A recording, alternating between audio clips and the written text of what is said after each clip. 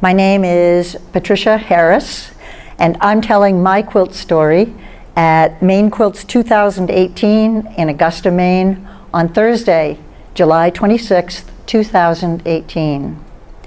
What I've brought with me today is a quilt top. It's a summer quilt top that belonged to my great-great-grandmother, whose name was Addie Bowden. And she was a tailor/seamstress by trade.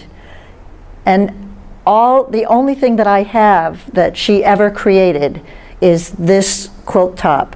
But when my grandmother had to go into a nursing home, my mother was going through all of the things that were left in the house, and she decided that maybe I would like to have this, because she didn't like this kind of thing. My mother didn't at all.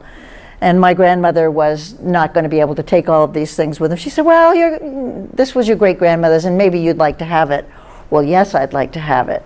And so I probably this was in I'd say 1980, 1979, 79 or 80. And I've been carrying it around from place to place to place. And every time I came across it again or opened it up, I thought, I'm going to learn to quilt someday.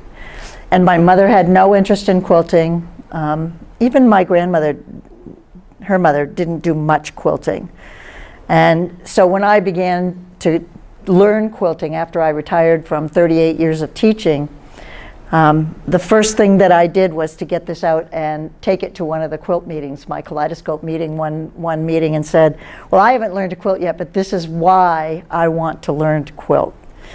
And Wendy Catton Reed, who is quite well known in the quilt world around here, took a look at it and said that this was feed sack fabric that had been used in it roughly the 1930s. And so I have not achieved this level of handwork. Every bit of this stitching, which looks like it could have come out of a machine, was done by hand, and all of the embroidery around the edges done by hand.